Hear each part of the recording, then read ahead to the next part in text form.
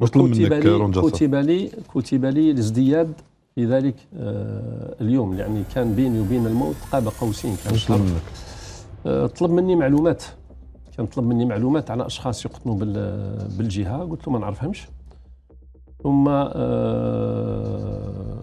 دار الحوار بيناتنا حوالي 3 أو 4 دقائق، وقدم لي نفسه على انه من الامن الرئاسي.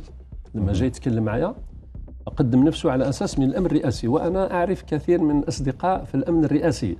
اولا اللبسه تاع حميشه هذيك هي الكونديسيون فيزيك تاع الناس لاباس به. هو اللي جا رونجاسا كان عامل جال شعره، كان لابس جاكيت كوير، واللي معاه كان لابس بدله رياضيه.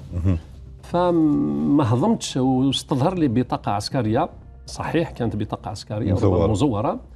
قال لي لما قال لي الامر الرئاسي ادركت بان الامر يتعلق بارهاب، لان الامر الرئاسي ما يخدموش بالكلاش، السلاح تاعهم سلاح واحد اخر، والبنيه تاعهم والحطات تاعهم ماهيش هذيك. واعرف كثير من الاصدقاء في الامر الرئاسي ماهيش هذيك، دونك ثم كنت انتظر. واش طلب منك هو؟ المعلومات وكذلك امور اخرى؟ هو طلب مني معلومات على اشخاص يقتلوا في الجهه، قلت له ما نعرفهمش. ثم قال لي انا من الامن الرئاسي، وحتى تلفظ بكلام خشن، لاني علول ما حبيتش ندير معاه. فسحبت الهاتف تاعي، قلت له اذا عدت من الامن الرئاسي اسمح لي نجري مكالمه هاتفيه نتاكد ما اذا كنت من الامن الرئاسي.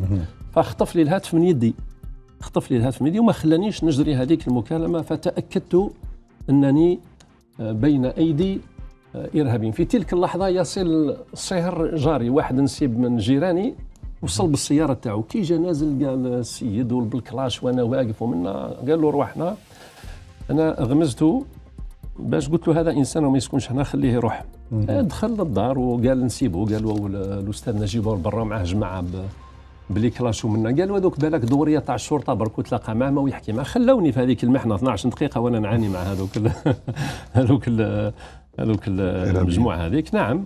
وكان في تلك الليله، يعني ما زالت الشروق، ما زالت الصحيفه عندي للدرك، الجريده عندي للدرك، في تلك الليله اغتالوا جندي بنفس الطريقه التي استعملوها معي، اوهموه بانهم من الامن الرئاسي.